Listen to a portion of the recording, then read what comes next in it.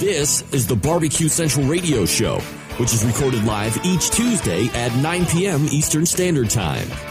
The Barbecue Central Radio Show is being brought to you by The Barbecue Guru, the original creators of automatic temperature control devices, now offering 4 different models for you to choose from. Rest easy knowing that The Barbecue Guru is controlling your pit temperature so you can get on with your life. Visit bbqguru.com or call 800-288-GURU for more information. And by Fred's Music and Tasty Licks BBQ Supply, your online barbecue and grilling superstore. From cookers to grills, wood chips and chunks, and everything in between.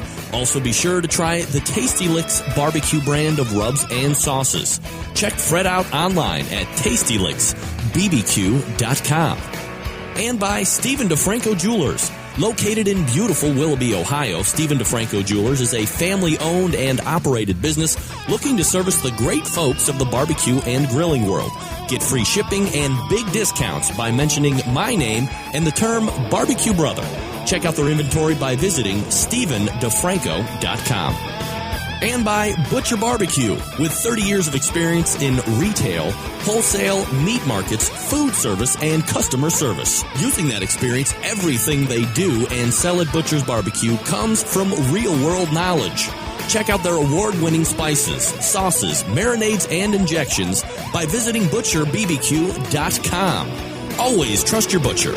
And by Green Mountain Grills. Discover something you'll really, really love. Grilling with pellets. Green Mountain pellet grills are the top of the line, best of the best, but not the highest in price. And be sure to check out all of their flavor rubs, sauces, and pellets for the Green Mountain Grill, all on their website. Visit greenmountaingrills.com to peruse the entire products portfolio.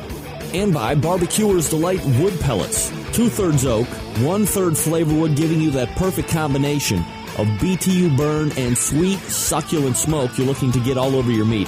A wide variety of flavors, so please go to the website to check it out and get yours today. Barbecuer's Delight, which is bbqrsdelight.com.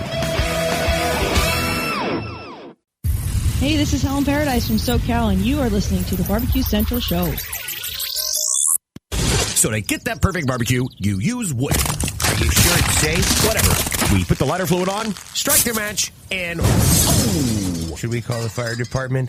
That might be a good idea.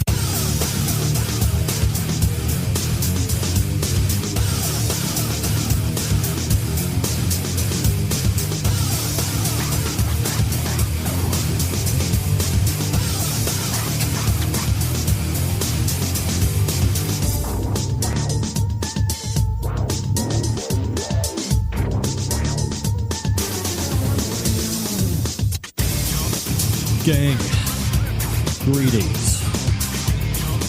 Welcome to the Really Big Barbecue Central Show. Centralites, how's your life? This is the show that talks about all things important to the world of barbecue and grilling. Broadcasting live and direct from the Rock and Roll Hall of Fame city of Cleveland, Ohio. It is the barbecue capital of the North Coast. And I am happy to have you aboard here on your Tuesday. By the way, my name is Greg Rempe. I'm your humble host. And we get together each and every week, talk about live fire stuff. That's pretty much the benefit of the show. That's why you join in. That's why you could potentially call in if you wanted to do that. You can do it one of two ways. Calling in, well, you can really do one way with a phone, whether it be cellular, mobile, landline, what have you, 877-448-0433. You can also email the show if you want to, greg@thebbqcentralshow.com. Those are your best two ways to get in touch with the show. Now, if you watch the live video feed over on OutdoorCookingChannel.com, evidently there was some type of technical difficulty there leading up to the show tonight, but that must be ironed out now because it looks like we got a decent crowd on hand right now. If for some reason it drops video-wise and you need to hear the end of the show, which I would always recommend be the case, just hop right on over to the Barbecue Central website, the bbqcentralshow.com, and just pick up the audio stream right there, and you'll be good to go. So just an FYI in case something happens during the show tonight, but we don't really anticipate that. Here's what's happening tonight in case you didn't get the newsletter, which, again, you can get at the website, the bbqcentralshow.com. At the top right, sign up there. Still a number of spots left. About 12 minutes from now, Sterling Ball from Big Poppa Smokers will be joining us. He is putting together, or has put together, and is now promoting a very large invitational competition. He, again, as I just said, first timer to the show, so we'll get a little background on him, see what he's up to. Kind of a unique background, not necessarily steeped in barbecue tradition, but like a sponsor of the show, steeped in the musical side of business. You get on Google, you start doing research and prep work on your guests, like a lot of people that have other barbecue talk shows don't bother to do at all. And you realize you're dealing with an individual that's even more interesting that you had even thought to begin with. So Sterling has ties to the music industry. I believe it's guitar strings and maybe building bass guitars and stuff like that. So quite a unique background. How does that transition into the barbecue world? Well, Sterling will be there to talk to us about that, his event, and some other things as time avails itself. 35 past the hour, we'll dedicate that segment to September 11th, 11 years to the day. The towers were taken away from us. A plane was flown into the Pentagon. There was a plane that didn't make it to its intended destination that was out in Shanksville, Pennsylvania, and many thousands of people lost their lives. And obviously, September 11th carries a big part in this show. I never want to see that be forgotten in the annals of history. So we will spend a good 16, 17 minutes on that. And if you want to jump in, recount your experience with it, your ties to it, what you think 11 years down the road, what it means to you, what it doesn't mean to you, whatever. We'll talk about it. Second hour, we will close out the competition. Pork butt, well, we'll close down the competition roundtable styles of show with the only category that's left, pork. And the first two guys that I was able to chase down real easy, but the third spot was hard to fill, and luckily I was able to grab a very interesting and full of personality cook who happens to be pretty damn good when it comes to pork as well, Mo Cason from Ponderosa Barbecue. Check a look. Repping the shirt tonight, by the way. Dave Bosca from Butcher Barbecue is joining us for the panel, and Danny Kugel from Pitbulls Up in Smoke will round out. So there you go. Ernie Ball guitar strings. That's right, Sylvie Curry. That's Sterling's dad. So big. If you don't know guitar strings, I mean, that's kind of like one of the biggest names ever in the industry. So that's what's happening for your 1 hour and your 2 hours during the show tonight. Strap in. All right. Survey Tuesday questions. Here we go. What's the most disappointing restaurant you ever ate at? Doesn't have to be barbecue related. It could just be any restaurant whatsoever. My wife weighing in saying McDonald's. Most disappointing restaurant. So we have answer one right off the instant, more than instant chat right there. That's not a restaurant. Never mind. So go ahead and answer that. Question number 2. A lot of you people are in the smartphone era. What's your favorite, best app on your smartphone as it sits right now? Interested to hear that. Question number 3. I am not a huge proponent of what one would refer to as reality television. There was a show out there called Call of the Wild Man, and the question is this: kook or cool? You answer. Wife weighing in right now saying cool. Give you my answers in the second hour. So there you go. Most disappointing restaurant you ever ate at. Best app on your smartphone right now. And Call of the Wild Man. Kook or cool? There's a great app out there. I talked about it 2 weeks ago called TuneIn Radio. This isn't like my most favorite app, but they're kind of related to what I was just talking about. If you have any platform of smartphone, you are able to get this for free app. It's called TuneIn Radio. You download it. It's, again, free. You can search Barbecue Central. This station will show up. Boom. You can listen to the show live every Tuesday, and then you can also listen to back episodes, off hours from the live show. It's always on. Again, it's free on any platform, the iOS, which is Apple, Android, RIM, which is BlackBerry. Get the app $0.00 after tax and never miss the show again. And get replays of shows when you're bored doing nothing, sitting in a car or in church or whatever the case may be. We're still working on the securing the fourth person for the Around the Pit segment. That may or may not die at this point because it's been a number of weeks since I've been able to get that fourth or fifth person to latch onto. So I'm still hopeful. I think that segment has some merit to it. Email coming in from Sean Rice, Meet Me. Just wanted to see if you could mention something for me on the show. I'm looking to feature a barbecue team that is going to the Kansas City, the American Royal Barbecue Competition. Looking to cover them from start to finish, from the day they start packing to leave, and to the day that they get back. Now there is a caveat here, and that would be they must be leaving from Southern California. I'm looking to travel with them in their vehicle and stay with them the entire competition. I plan on doing video and stills for the blog. I have a sleeping bag and a tent. I just need a place to stay to keep my gear and cover for the event. For those who are interested, please contact Sean by emailing him meetmeblog at gmail.com or on Twitter at meetmeblog. So if you are leaving out of Southern California and you're going to the American Royal Competition and you want Sean, in essence, to hitchhike and live free off of you, give him a call. Meat, like beef. M-E-A-T. Meet Me Blog, M-E-A-T. Meet Me Blog. You're welcome, Sean, for free promotion. Son of a bitch. Dave, obviously, I'm not calling you tonight from Butcher Barbecue, but maybe we can talk tomorrow. Dave, on the heels of unveiling something else where he is always trying to keep his customers satisfied. So I was at softball practice, Dave. I literally just got in here and we're racing onto the air. So look forward to that. Dave always has something up his sleeve. This is certainly nothing different. There was a local or Sam's Club local qualifier that took place in Laurel, Maryland this past weekend. 27 teams showed up for this one. There's a 30-team capacity, so this one didn't fill out all the way.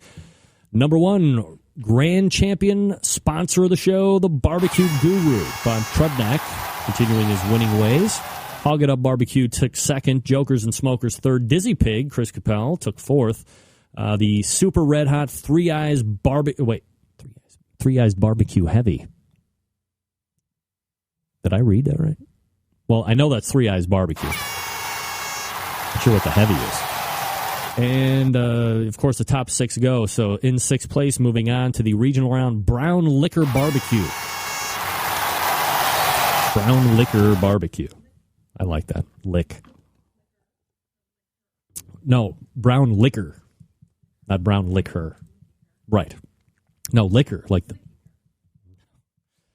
Nothing like that. Oh, my goodness. Now, these teams, along with 24 other local qualifiers, head to Chesapeake, Virginia this coming weekend to compete in the regional round. The top 10 there move to the finals in Bentonville, Arkansas, October 13th. Stay tuned for that. Very excited. I've had a duct tape take locked and loaded for 2 weeks. I just can never get to it. I'll get to it someday, believe me. All right, so what do we talk about on the show? You live in a secluded area. There's not a lot of barbecue places to go to get your tools, cookbooks, chunks, and chips, cookbooks. What are you going to do? Well, you're either going to go without or you're going to go online. What's the problem with going online? Number one, there is significant amounts of porno online. You got to stay away from that. Well, maybe not all the time. But you know there's scammers out there. There's creeping marauders around each and every turn on the internet. So you're a little apprehensive. Let me help you take the fear out of all your internet buying purchases, at least when it comes to the barbecue and grilling side of things. Tasty Licks Barbecue Supply out of tropical Shillington, Pennsylvania is here for you. All of the items that they have on their website, in stock, guaranteed, ready to ship to you directly. Now, there might be some other places on the interwebs that you can buy an item for cheap. Perhaps, maybe not, but perhaps. Are you 100% confident you're actually going to get what you pay for? How long is it going to take for it to get to you? Maybe somebody has sold it for a great price. They don't even have it in stock because they haven't found it for a better price, so they can make some money in between and give it to you. Screw that. Deal with Tasty Licks Barbecue Supply and take all that fear away. Tasty Licks carries grills, smokers, ceramic cookers, electric cookers, various charcoal types, wood chunks, chips, cookbooks, accessories, If they don't have it, you don't need it. And on top of all of that, Fred and the gang carry many of the other show sponsors right there in the store. They're almost doing like this 2-for-1. Shopping at a sponsor, buying other sponsors' products. Best of both worlds, no doubt about it. Don't forget that Tasty Licks carries their own line of barbecue rubs and sauces as well. Got to try those. So head on over to tastylicksbbq.com and let the confidence exude from your very fingertips as you make your online purchases. Then enjoy the items upon delivery. Once again, they're in stock, ready to ship to you. And don't forget that Fred and the gang are there to help you after the sale as well. So if you think you're a big smarty pants, you realize you're an idiot like me after you get it, you're going to be screwed because you don't know how to set it up, lob a call to Fred. You're good to go with help after the sale. TastyLicksBBQ.com. That's TastyLicksBBQ.com. Doing very well on the competition circuit, I might add. Spending tens of thousands of dollars for plastic trophies and $700 or $800 in return. Best ROI ever. Never. We're coming back with Sterling Ball, Big Poppa Smokers. You're listening to the Barbecue Central Radio Show right here on the Barbecue Central Radio Network.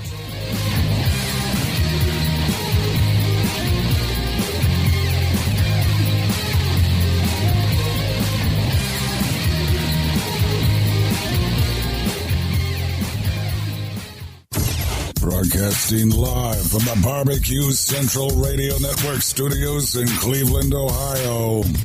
You're listening to the Barbecue Central Radio Show. Once again, here's your host, Greg Rempe.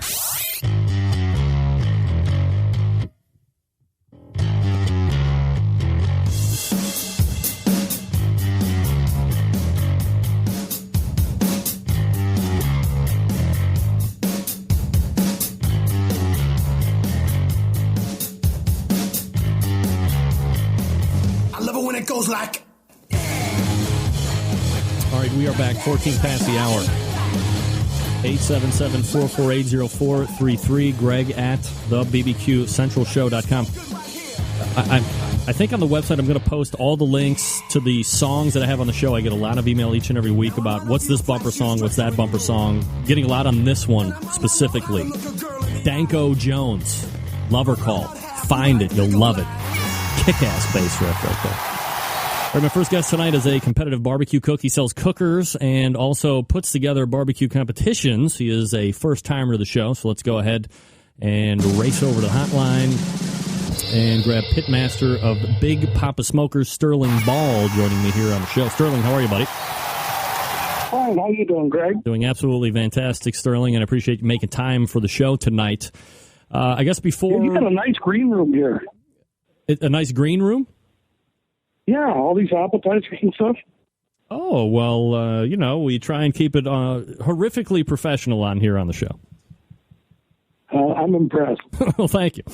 All right, so look, Sterling, you're a first-timer to the show. If people aren't exactly familiar with who you are, maybe a little bit of background on you, and, of course, how does this whole barbecue thing infect you, and is it something that you've always been into, or did you get into it a little bit later in life? Well, my background is a guitar business. A company called Ernie Ball, and then we make guitars called Music Man Guitars. And I always cook. And it's funny, I bought a Traeger, and I said, wait, I can fix men here, because men are supposed to be able to barbecue. Right. And most guys can't, and no direct flame. So I decided to start a business, and it was making videos and forums, and I hooked up with Mac, and I think I have the second Mac ever made, and kind of took off and running. So, if I could backtrack just for a second, I mean, you're in the music business, and from all accounts, I was kind of doing my research. I mean, the Ernie Ball line of strings is really one of the most highest regarded, and then of course you got into the guitar making. How does the transition go from being very successful in that industry and then working over into barbecue? Well, it's not a transition. I just don't sleep much. I still do both. Well, Ernie Ball strings, every third of a second somebody buys one, and we sell them in 110 foreign countries. And the Beatles used them, the Stones still do, Hendrix and John Mayer, and just about anybody. We're the number one electric guitar string. And, it's been an exciting business. I still love it. My kids are very involved now. And Big Poppa Smokers was just something I wanted to do. And it was funny how many of my friends said, "What are you doing? What are you trying to prove?" And I said, "I'm just having fun." Ernie, pardon me, Sterling, I don't want to tell you what to do, but forget it. Get some sleep and stick with the strings. Get out of this non-sleep business of competition barbecue. Oh, my goodness. All right, Sterling Ball joining me here on the show. BigPoppaSmokers.com is the website. If you haven't been over there, go ahead and check it out. When did you decide to get into the competition side of things, Sterling? It was an accident. The guys at the factory would bring the smokers over that I was buying. Some woman, they said, "Hey, we're going to go compete." And I said, "Well, you guys are going to get crushed." And so they bought a keg of beer, a case of Jameson's, and 5 drum. And they came in second in ribs out of 55 teams, so figured they had it made. So they went to the next comp with 2 kegs and 2 cases of Jameson. And I guess they thought the judges had it in for them. And so I went and visited them, and so I sort of took over, and not really took over. It's a great team. And we started getting pretty serious about it. Now, how long ago was that? When was the first competition you ever got into? Well, my first competition was 3 years ago. All right, 3 years ago. And then how long have you been doing, is it kind of hand and foot with the barbecue selling side of the business through the website and then the smokers and all that other stuff? Yeah, we have pelletsmoking.com, which is a really fun pellet forum with a lot of great cooks on it. I have drumsmoking.com, Big Poppa Smokers. We put on Johnny Big classes, which are really fun. In fact, I'm going to announce one now right after Halifax, September 1st and 2nd. It's already sold out, though, the Pitmaster's Effect. We sell the Screw Branch Wagyu to all the barbecue teams, and it's kind of a lot of stuff going on. Yeah, Sterling Ball joining me here on the show. So when you have, this many online presences, you're trying to, there's not a lot of people that I guess will do both sides of the fence. They're not, an active barbecue business. You're selling a bunch of different cookers. You have your own lines of rubs and sauces, which we'll get into here in just a little while. But then you're also out there competing as well and trying to get that brand out. Is it hard to kind of, I don't want to say play both sides of the fence, but do both and be successful at both, or is one kind of helping the other out? No, you know what? I probably wouldn't compete except for I like the people so much. And especially out here in California, we just have a great group of guys get together and gals, and so it's just a blast. It's great camaraderie. I think that's one of the biggest things that people say over and over again throughout barbecue is the fact that it's really the people, or it seems to always tie back to how great the people are. So a guy in your position who had, I'm sorry, little feedback there. Sorry about that. I lost it. So I guess when you're doing all of this, maybe the next best idea ever would be to go ahead and do a barbecue competition, which is kind of the crux of why we're coming in tonight. And you're doing the King of the Smokers contest. So if you could kind of tell us a little bit about that event and what it entails. Well, King of the Smokers was something I wanted to do since I went to the first contest. And it was sort of, getting the great cooks, the up-and-coming cooks, the legends, together for a big purse, but kind of having a little hook. And so even though I'm the number one dealer for Mac in Memphis, it's no pellet smokers, no gurus, no stokers, no garnish, because I hate garnish. I hate parsley. You got to cook the meat provided to you. It's random. They'll check in and get a ping pong ball with a number on it and go to the meat truck and get that. And it's, like I said, 24 teams and $50,000 prizes. And it's hosted at the La Quinta Resort, which is a 5-star resort in California desert. Just a fabulous place. So is it solely because you wanted to see what the best cooks and how they would do, I guess, under similar situations, or maybe I should even back up out of that. I mean, for being such a pro pellet cooker guy, and there is a question I was going to ask you a little bit later on in the interview. For somebody that is pro pellet and sells pellet grills, it seems like it's a huge contradiction for you to not allow pellet cookers and not allow the automatic temperature control devices, which I feel if you're using it on a charcoal style grill, that pretty much is a pellet cooker in essence. You're both setting temperatures and really not having to do fire maintenance. So why eliminate part of your business model? Because, listen, I love pellet cookers. In fact, I've got some Stru Ranch short ribs and pineapple out on the grill right now on a Mac. But I think actually in competition, I kind of prefer stick burners, and I like old school. I mean, we compete on Jambos. And I sell Backwoods, I sell Meadow Creek, I sell Hasty Bake, I sell Onyx. So, I mean, I sell a lot of different lines that aren't pellet cookers, too. So this is just more of a let's get it back to basics, or I guess what a lot of purists would say would be closest to a traditional low and slow style barbecue competitions that I guess in essence a lot of people or a lot of events are getting away from due to the technology that's being allowed into events. Well, you know what? I just thought it'd be fun to see everybody cook, manning their own pit and cooking the same meat. And in a very intimate and fun environment. I've got a lot of surprises.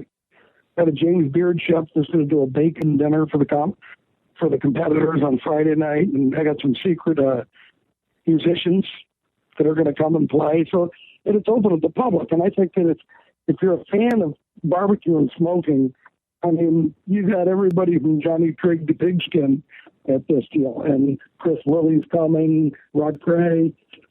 Tucky Stone, just, I don't know how many GCs we've got in this crew, but it's a lot. Sterling Ball joining me here on the show. Is this also set up to benefit anything in particular, or are you just putting it on to have these guys come in and kind of show their wiles? No, it benefits the Casey Lee Ball Foundation, which is something that my family started 18 years ago because my youngest son, Casey, was born with polycystic kidney disease. Actually, he's got my right kidney. He's had 10 operations. He's doing fine now. He actually works in the office of Big Poppa Smokers, but we've funded research now at Seattle Children's, UCLA, Texas Children's, Cincinnati Children's, and a lot of drugs that kids that are transplanted around the world. Those drugs were brought to market by the Casey Lee Ball Foundation. Well, that's We're actually the largest pediatric kidney foundation in the world. Wow, cool. So definitely going to be benefiting something that's near and dear to you as well. Now, look, I got to ask you this question. I would imagine that with a purse like this, $50,000, there are probably more than enough teams feeling left out or wondering why they weren't invited to this deal. And it's probably like the same teams that are wondering why they never make it on to Pitmasters TV or anything like that. Have you been getting any blowback from teams that thought that, what about me? Why wasn't I included? Well, you know what? Yes, I got some, but not much because, I prefer to look at it that I'm trying to do something different and positive for barbecue. I think I've got a balance of everybody's roster would be different, but, I'm writing the check, so I get to do that. And it's no hard feelings. Some great teams obviously got left off because there's more than 24 great teams in the country. And, so we had the same experience when we got picked for Pitmasters in season 2. A lot of cookers really were upset that we got picked. It's just how it works. And it's an annual event. Believe me, the guys that didn't get picked this year that probably should have. I mean, it's 24 teams. I mean, I can only invite 24. And it's called the King. Maybe next year, the year after. And it's called the King of the Smokers. So this will be the initial event. It'll go on for every year after this. When is it going to be again? What are the dates? It's December 7th. December 7th and 8th? Yes. December 7th and again, open to the public. Oh, absolutely. All right, so... I'm sorry. Oh, no, I was going to say, aside from this one, have you put together any other contests, or is this your first go at putting together an actual event? But I've been promoting events for 30 years. We have the Battle of the Bands. That's 35,000 bands, and we're doing a contest right now for Clapton, for Crossroads, Madison Square Garden. So a lot of the marketing and stuff that you're seeing in Big Poppa Smokers is pretty much an extension of my career. It's what I've done all my life. So it's just a different venue.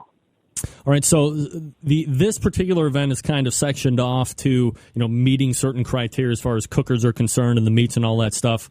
Aside from this particular event that you're doing, in general, would you like to see competition barbecue opened up to any style of cooker, gas, electric? Obviously, you have the pellet cookers and the ones that have the gurus and stuff. Should the floodgates be opened, and do you think it would, bastardize what's happening right now with competition barbecue, or do you think it could lend itself and really put it over the top as far as popularity is concerned? Well, I have a lot of early morning discussions with my good friend Meathead about this, and he believes that KCBS is limiting with the stuff, and I'm fine cooking the four meats. And I think one of the biggest problems with competition barbecue is the expense for most of the teams. I think also we really, out west, we have a lot of one-and-done contests where promoters come in, and I think that the cooks need to put on a little better show for the fans. I think they need to serve them a little better barbecue, and I think they need to make the sponsor want to up their commitment rather than run. I'd like to see more of the backyard stuff. I'd like to see more Weber, two-meat Weber kettles or drum, stuff like that, and I'd get people going. Would you have a problem if they started letting electric cookers and gas cookers in too? Well, I don't have a problem, but it's not what I would do if I was the commissioner at KCBS. But I mean, if that's what somebody's comfortable at cooking and feels like they can get a competitive flavor profile, it's not a problem for me. All right, so, we talked about this a different time during the interview. We're talking with Sterling Ball. BigPoppaSmokers.com is the website. You sell a bunch of different cookers on your website, pellet cookers, the Hasty Bakes, the Backwoods, some of the other ones you had mentioned. I assume that you probably have a lot of folks that ask you, what cooker should I buy, especially those that are just getting into it. How do you go about suggesting to people what they should take into consideration for buying their first cooker? What kind of guidance do you give them? Well, first of all, I find out what they want to cook, and then how often they want to cook. And that usually all, somebody primarily wants to sear steaks and chops and chicken, I'll steer them towards something more like the Hasty Bake. If somebody wants something that's capable of doing everything, it's usually a pellet grill. And the drum, I think the drum is, we just came out with this kit. I had the engineers in the guitar department. I said, I want you to design airflow. I want you to design the drum kit. I want you to engineer it. And so we've got the kit, and it's $129, and with great instructions. I mean, I think the drum is probably one of my favorite cookers. I mean, if I had to get rid of all of them, which would be hard for me because I seriously have the disease. I have sort of more than I admit to. But it would probably be a drum. You obviously have you can hear that passion and that excitement in your voice. You're successful on, completely different industry. You obviously have a passion for cooking. And, I think with all the people that know you and kind of know what you're about, they can see that excitement for cooking. You ever thought about just throwing caution to the wind, just saying F it and make like a Sterling Ball cooker or something like that? Completely revolutionize and change the industry? Those who know me, I started at around 5 in the morning and I quit at 9:30 at night. So everything I do is fun. And I figure I do everything for free except for talk to lawyers and accountants, and then I charge them. But no, this is about being creative, about having fun. I'll tell you what's interesting about barbecues. My wife had to get used to me wearing gloves and carrying a camera. She had to get used to that.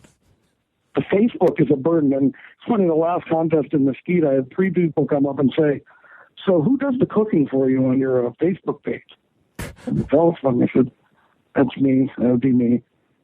So that's the job. I mean, I got to cook a lot. And then after a while, you get people criticizing you because some of the salad wasn't straight on the plate. So that's always fun.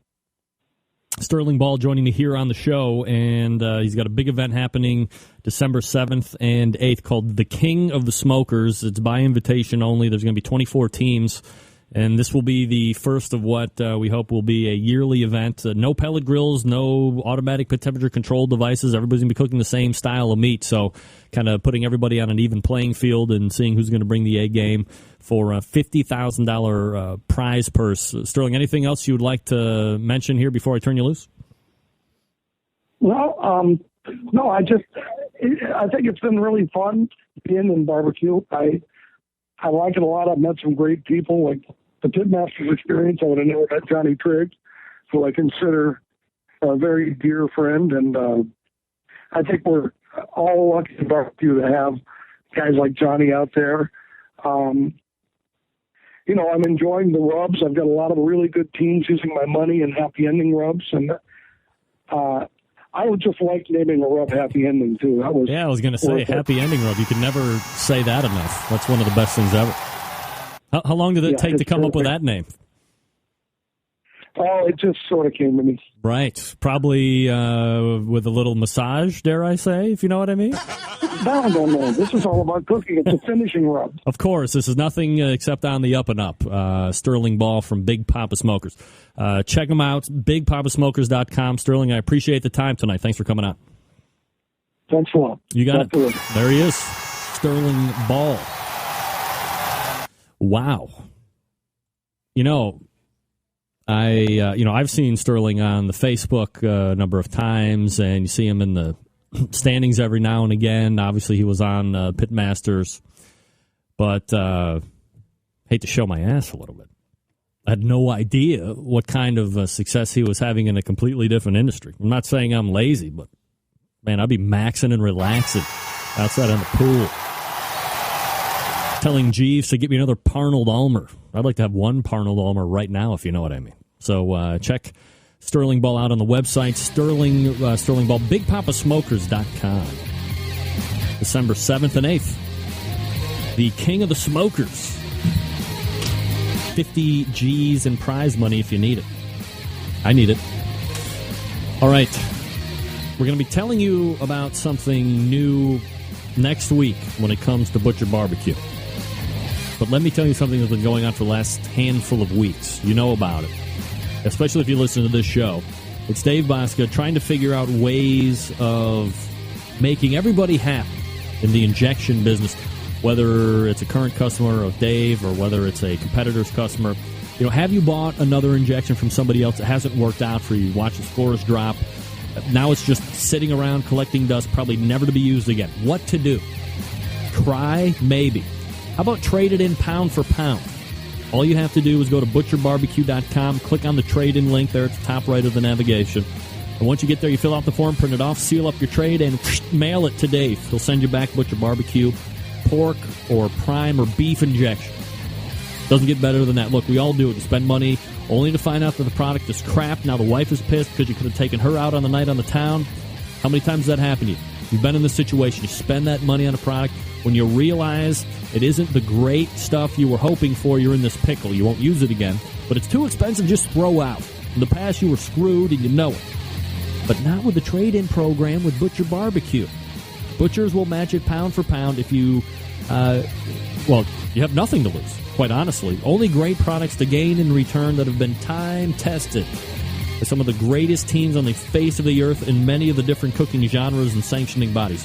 Butchers will honor any commercially made any commercially made product along with the partial or complete label. Don't do something in your kitchen at home, put it in a cellophane bag and ship it off. We're wary of the trick, Central X.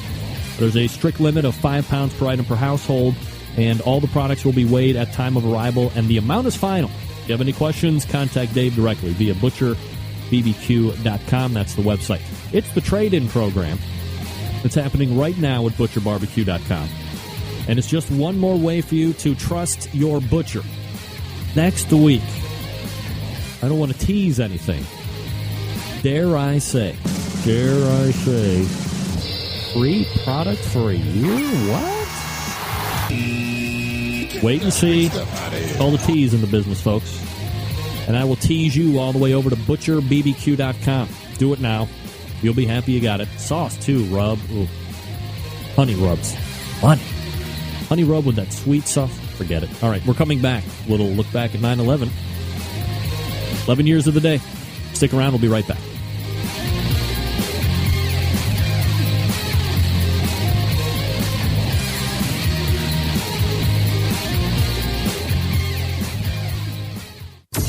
Get in the smoke. Call 877-448-0433 to get on the air. Now, here's your host, Greg Rempe. Big B, Moonshine Band, Suburban Noise Records. Let's go! I'm an outlaw. Give me 2 shots. We don't need a radio. Bring a jukebox for my outlaws. Bring me 3 shots. We can raise hell before the speed stops. I'm a whiskey drinking SOB. 20 minutes till the top of the hour. 877-448-0433. Greg at thebbqcentralshow.com. Thanks to Sterling Ball, this guy right here. Big Poppa Smokers, bigpoppasmokers.com. A lot of stuff. He's got fingers and hands all over the place when it comes to the barbecue world. Oh, what? All right, Moonshine Bandits, relax. By the way, if you're local to Cleveland, September 30th, Moonshine Bandits live in town. Peabody's. It's a pretty sketchy place. But I guess when you're an outlaw, you play sketchy places. Whatever. I wonder if the Moonshine Bandits use the Ernie Ball strings. Did he say every 30 seconds? Every 30 seconds. Speaking of great products, let me go to the product cam here. I don't know if you ever checked this out. Knox Spice Company. Sales at Knox Spice. Knoxspice.com is the website. They have a great line of rubs, but they have this thing called it's called like the sweet ambrosia, sweet ambrosia sauce. It is freaking phenomenal. Check these guys out, knoxspice.com. Do like their pepper rub too on beef. Oh my God, is that good? Forget it. Thanks to Brian for the ambrosia rub. Little gift of heaven. Little gift of heaven, baby. All right, if you want to take part in this segment, do it. 877-448-0433. You can also email your thoughts, Greg at thebbqcentralshow.com. You can also do instant chat if you want. No surprise, at least to me, 11 years ago to the day, September 11th, 2001, a the most heinous act on this soil of terrorism ever enacted by a group of, I don't know how else to say it, fuck faces, and murdering thousands of people and turning our own implements of transportation against us, preying on our freedoms, our internal look. I think, if we're being honest, I think most people still feel that the majority of human beings are good people, by and large. There's some a-holes out there that you can probably look at and realize a-hole. But prior to this, who was going to ever think that you were going to put on a group of guys in 4 different planes and have them turn around, fly these planes into buildings, kill innocent people? And I was watching some 9/11 stuff on the television 2 nights ago, and I am I was listening to a talk show earlier around 3 or 4 o'clock, and the host didn't realize the second he woke up, September 11th, regardless of year, after 2001, to me, you can't say the date September 11th and not have me automatically go right back there every single time, every single second. No matter how much time, 11 years is a long time. Imagine, if you know somebody that has passed away, through any type of tragic event or whatever, 11 years, it's still probably, especially for the people that are affected, it brings it right back any day. And September 11th, for a lot of us, still get you right back there. So whenever anybody says September 11th, it's just not a date to me. And hopefully it's not for you. But with time, it tends to get away from some people for whatever reason. Maybe because they were not, like my daughter was 3 months old when it happened. So it doesn't mean the same thing that it does to the people that were alive and were literally witnessing all of this happen as it was happening live on television. Getting reports that there were jetliners flying into the World Trade Center, and then one going down in the Pentagon, and then there was another one out in the field in western Pennsylvania. So for me, whenever anybody says September 11th, I'm always right back to that event. For me, it was driving out in the middle of Sandusky, Ohio, literally in the middle of nowhere, and listening to the Howard Stern show. And hearing Robin Quivers break over Howard and say, there was a report of a plane flying into the World Trade Center. And then 10 minutes after that, there was another plane that hit the other World Trade Center. And then I immediately switched over to the all-news station. It was all over the place at that point.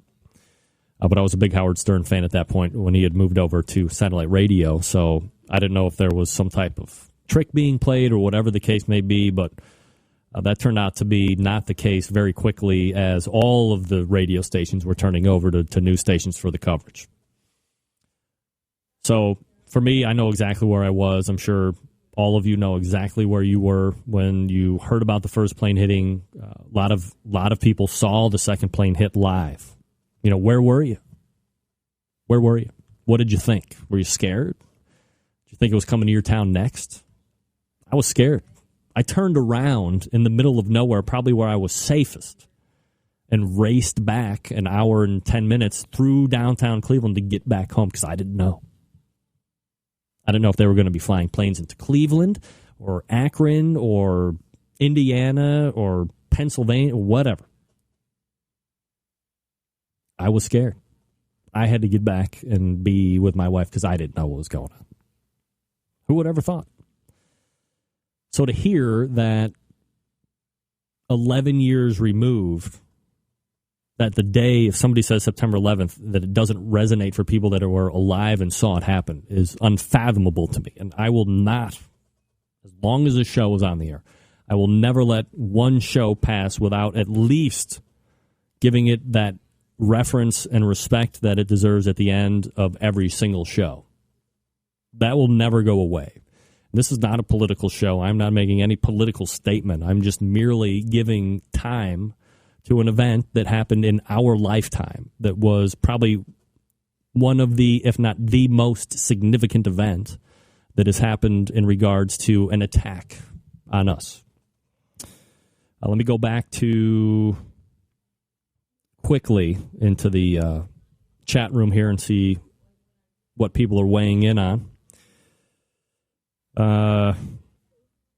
Chris Zordel was listening to the radio at work, as was I. Don G was a New Yorker stuck in a Chicago hotel. Randy Hill was rounding and saw it hit the tower in a patient's room.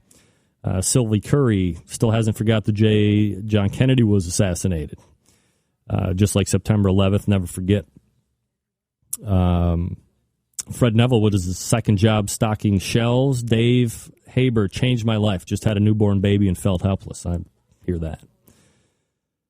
Grand Rounds in Oklahoma City, one of the residents' husbands was a United pilot. Chris, my son that was leaving for the Air Force also that day wasn't able to go because the plane's being grounded. Mojo Bricks was living in Lincoln, Nebraska, and got a phone call. Was told to turn on the television. David Quayles thought it was the beginning of World War III, Armageddon. Sylvie Curry was scared, and husband was in Boston, scheduled for the same flight number on September 13th. Wow. Levi Bosca, sitting in health class, stopped class, turned on the television to watch the live. Oh, man, watch that second plane go live and also at the Pentagon. Unbelievable. So, a lot of people that are at least in here sharing with us. I am a huge proponent, and there could be a very small majority of people that believe this as I do. But if people that are on radio and media now, not this kind of radio, but real radio, terrestrial, that's getting a mass audience all in one shot, if they're going to disassociate the words September 11th and not automatically go back to the acts that happened on that day, to me, merely gives more credence to what I have said all along. If I was put in charge, if I was elected president, a groundswell, is it too late for me? I forgot to mention I'm running for president. Not really. I would have all of the TV broadcast stations or all these carriers or whatever, I would have each one install a 9/11 channel, and it would have continuous loops of what happened, aftermath. I know people don't want to see planes flying into the buildings over and over again. I want to have the documentaries. I want to make sure that no matter what, if for 1 second that you thought you forgot what it was like or what you felt like, you would be able to go back to that channel, turn it on, and remember exactly what the hell happened that day and how shitty it was and how shitty you felt and how helpless and scared you felt, because that's what you have to remember. Time passes, you become less attached or detached. The senses aren't the same. You're not as alert, you're not as vigilant.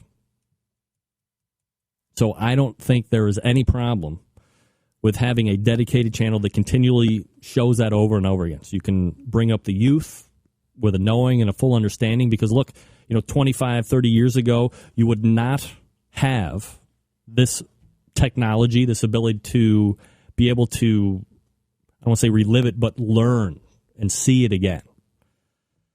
And it's painful stuff. Imagine.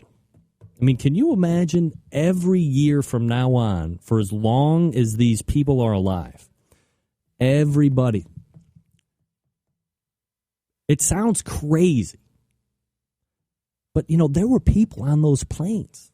All of the people that died because they couldn't get out of the fire, because the building collapsed, because the plane slammed in and burned them up on contact because of Jeff, all of those people. There were people on the planes, right? And I hope nobody forgets the fact that when you're watching the planes go in, you're seeing a plane go in, but there's people in the plane and they are dying.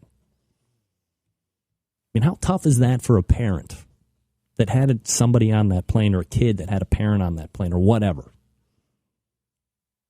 That's what you see, right? That should make it real. That should make you never forget the fact that you could have had somebody on that plane too. And now for the rest of your mortal life until you die, at least once a year, you're going to see the planes go in there and see your loved one die every single time. And it's not going to change. We can never forget that. We can never, ever forget the fact that this happened and that people freaking died for no reason. I'm not talking about tragic events that happen in this country every single day, because it does. I'm not minimizing that. But to not wake up on any September 11th from here, from the day after, from September 12th on and every year past, and not immediately go right back there is not right. And it's not going to happen on my watch, and it's not going to happen on this show's watch. We will make sure that we continue to give it respect on the way out of each and every show. And when September 11th rolls around, if I'm a day late or 2 days before or whatever, we will always do a segment on this show. And if it's the same thing 5 years from now and I'm talking about the same stuff, good, because guess what? We didn't forget. I didn't forget, which means you didn't forget. Because it's a disservice to all of those people that had no ability to do anything except sit there and realize this was it. Which allows me to end on this note. You know, when we talk about tragedy, and then there's been a lot of tragedy over the past year as it relates to barbecue, people losing loved ones. We always go back to the same thing, always tell you the same thing. If you can't remember the last time you told your parents or your wife or your kids or your friends or your whatever, the people that mean the most to you, if you can't remember the last time you told them, I love you, or you mean a lot to me, or whatever, if you don't get those feelings out, tomorrow it could change. Your number could be pulled, their number could be pulled, and now it's too late. Can't live with regret. So don't. And you got to never forget. All right, guys. We will pick it back up, get back more into the barbecue stuff. Want to mention my guy right here, local, right here in Cleveland, a caterer to the barbecue stars when it comes to jewelry, Stephen DeFranco.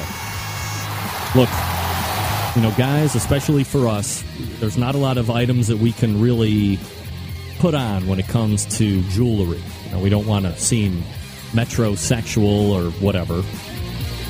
But one thing that you can do to enhance the look, to add a little polish, a little panache, kind of spice up an outfit, maybe you went to Kohl's and dropped a slim $60 on something,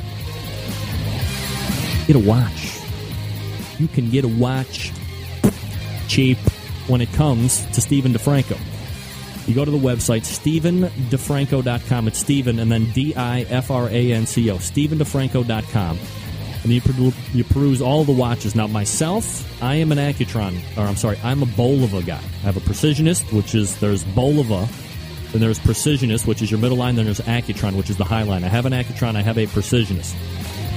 These are the most accurate watches in the world. You will probably poop small amounts in your pants when you see the price on Stephen's page. Fear not. Do this. Pick up the phone after you've found a watch that you like, and then call them 440-943-2700, 440-943-2700, and ask for Steve. Now, this isn't some schmuck. This is the actual owner of the store, Stephen DeFranco. You're going to tell him, hey, I am a barbecue brother, or I listen to the show all the time. Rempy says I need to call you. Fall in line with me and what is now growing to be a large handful of people that have done business with Steve in some form or fashion. It doesn't just have to be a watch. It can be a ring. It can be necklaces. It can be earrings. He's got Venetian glass jewelry. You got to look at the website first. Then you call him, 440-943-2700, and then ask for the Barbecue Central hookup. You will be pleasantly surprised. Needless to say that my two watches cost me less than the one watch that the Accutron watch cost all by itself. 2 for 1, maybe. But you have to take the first step. StephenDeFranco.com. StephenDeFranco.com. Find what you like. 440-943-2700. 440-943-2700. And then save money. Do yourself a you know somebody in the business now, right? That's the best part of the whole thing. We know somebody in the jewelry business. StephenDeFranco.com, 943-2700, area code 440. We'll come back to wrap up the first hour, and then it's the barbecue roundtable in the second hour. Stick around. We'll be right back.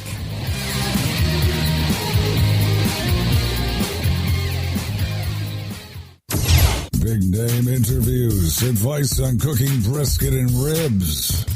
And the only host willing to share his honest opinion on all things important in the world of barbecue. It's the Barbecue Central Show.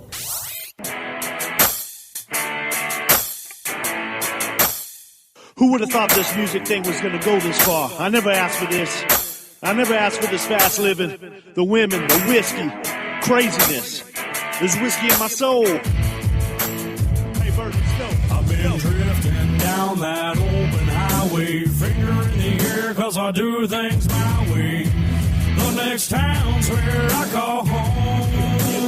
Yeah. I throw a shot glass down and a light of a smoke, always raise a little hell. All right, about 3 minutes till the top of the hour. With that whiskey in my soul. No need to thank me for last segment, guys. I appreciate you digging what I was saying. And once again, that will remain here in this show. So I appreciate you getting through that segment with me. And yeah, unrelated, a friend of the show, Chris Grove from the NibbleMeThis.com blog, suffered a huge personal tragedy. And I'm not going to get into it, but I mean, it is freaking tragic to no end. So thoughts and prayers to him and his family as well. All right. Sterling Ball made an appearance around 14 past this hour. We talked about his smokers and his huge event, the King of the Smokers, December 7th and 8th. $50,000 prize purse if you need it. Invite only, 24 teams. I believe that's been filled out. This will be a yearly event, and it's also benefiting I believe it was the Casey Ball Foundation. So, good stuff there. Thanks to Sterling for coming on. 877-448-0433 is the number to call. Greg at thebbqcentralshow.com. All right. Let's point to the second hour. We'll jump out. I'm going to refresh some water. Because it's good. Don't drink during the show. Well, every once in a while I do, I guess.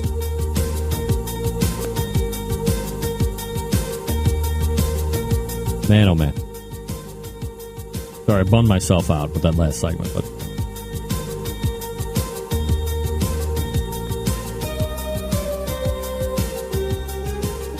All right. Let's go ahead and just got an email in from Patrick, which we'll get to here at the top of the second hour. Let me recollect. We'll get to the barbecue round table. Coming up right after this, you're listening to the Barbecue Central Radio Show. Big Mo Kason, Danny Kugel, and Dave Bosca joining me. It's Butt Talk at its finest. And it will be next. You're listening to the Barbecue Central Radio Show right here on the Barbecue Central Radio Networks.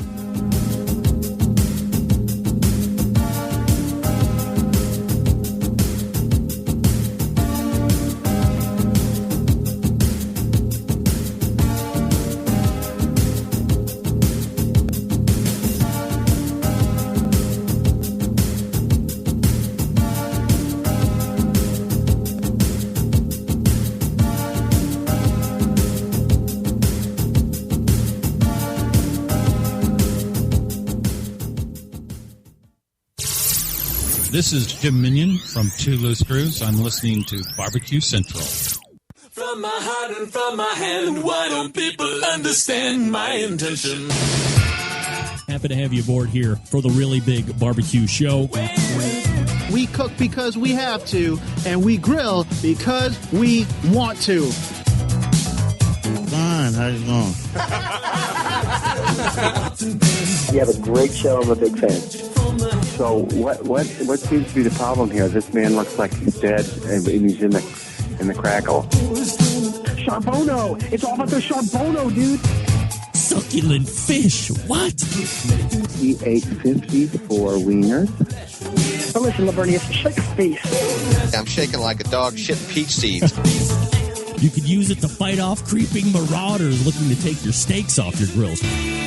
I just like being anywhere with Junior, Senior, and Diva. Sounds like a whole other type of movie. Wow. Yeah, really.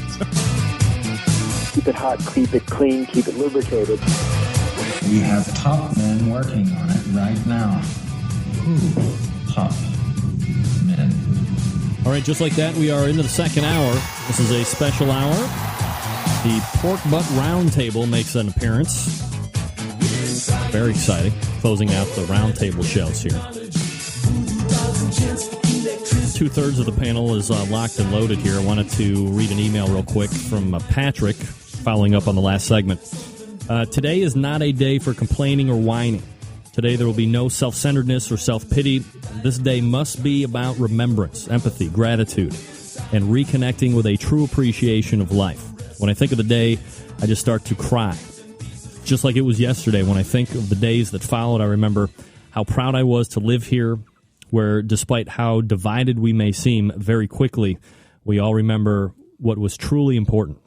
I wish we could all act like we did days after September 11th, 2001. I will never forget, Patrick. Thank you, Patrick. All right, we have Dave Bosca, Mo Cason on the line. Guys, how are you doing?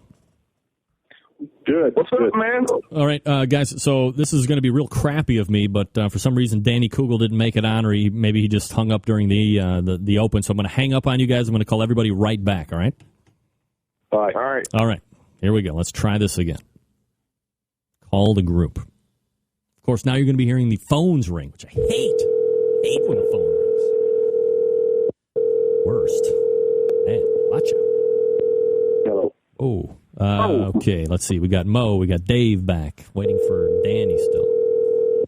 I hope I dialed his number right. Hello, you reached Danny Kugel. Please leave a message and I'll return it promptly. At the tone, I'm going to leave a please message, record guys. your message. It's going to be When you have profanity finished laced. recording, you may hang up or press 1 for more options. To leave a callback number, press 5. Beep already.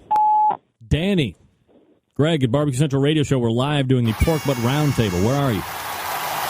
Outrageous. You should call in whenever you get the chance. 216-220-0966 will fit you in. Call now, or you're banned from the show forever. All right, I just hung up on him. All right, guys, Mo and Dave are still with me, so we're going to go ahead and do the Pork Butt Roundtable, starting with you guys. If Danny calls back in, we'll go ahead and add him to the mix. But we have the pitmaster of Butcher Barbecue, Dave Bosca. He's third in the KCBS pork category right now. 11th, by the way, overall Team of the Year standings.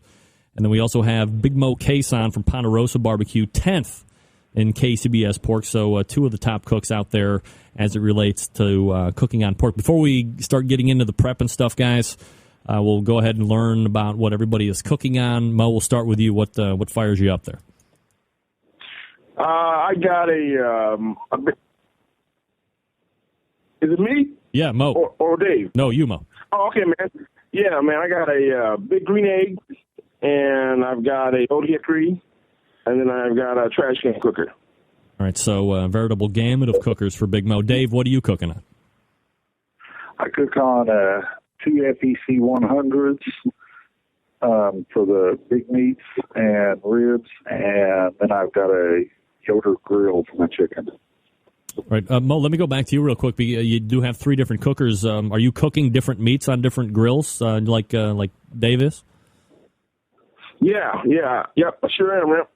All right, so before we get into this meat of the conversation, Dave has the FEC cooker, so that kind of has like this built-in control temperature because you can set it the temperature you want. But Mo, are you using any type of automatic pit temperature control device, whether it be like a Guru or a Stoker or any one of these things when you're cooking? Well, my old hickory double wide's got an analog temperature gauge, so yeah, it does control somewhat. And then what about the big green egg and the trash can cooker? You don't use them on those?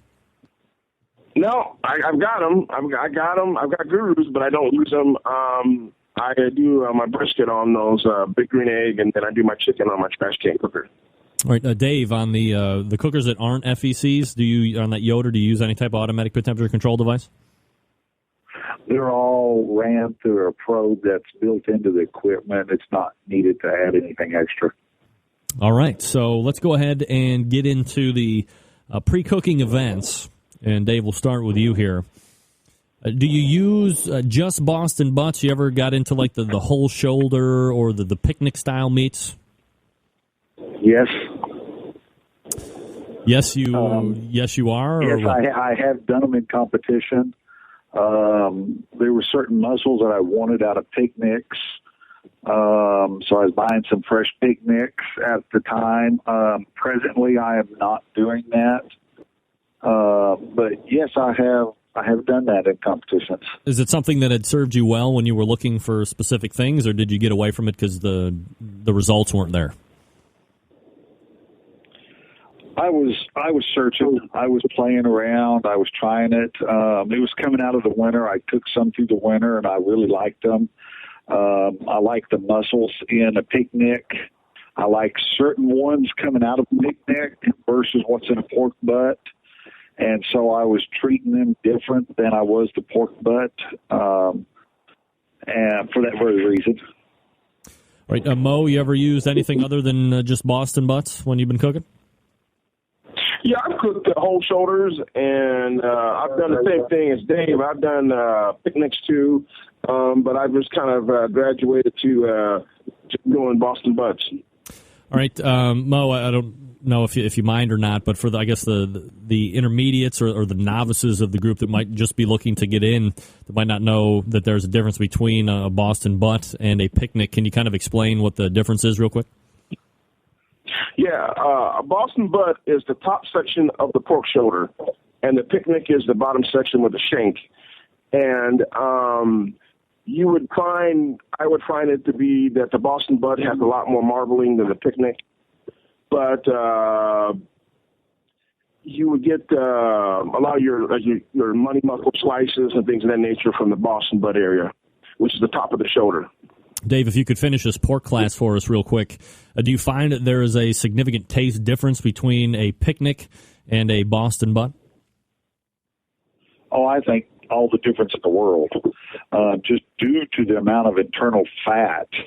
The pork butt cooks up different and needs to be cooked to a different temperature to where the pork shoulder cooks up way different. It needs a lot more tender and love and wrapped at a different time since it has less internal fat to help keep it moist. And the muscles in there are more of what is classified a white muscle versus what's in a pork butt, which is more of the dark muscles. All right, Dave, we'll stay with you for this question. Are you somebody that likes to use the bone-in Boston butts, or have you ever messed around with the boneless styles? No, I cook bone-in. You ever mess around with boneless at all, or no way? Oh, yeah. Yeah, I have. I've done it in a pinch. I was at a contest a few weeks back where I had a couple boneless Berkshire, and I just cooked them for extra pieces for the judges. But typically, Mo, you would be a bone-in butt like Dave would be then? That is correct, my man. I sure would. All right, so let me ask you that now. 5 years ago, if I was doing the pork butt roundtable, which I probably did 5 years ago, but I never would have thought about asking this question. So, Mo, I'm going to stay with you here currently for this question. When typically it was always okay. Hold on a second here. I'm getting tremendous feedback. Give me 1 second. Check. All right. For crying out loud! All right, guys. I hate to do this. I'm gonna hang up. I'm gonna call you right back. Okay. All right. Wow. Holy crap! Feel like I'm stuck in the Echo Monster.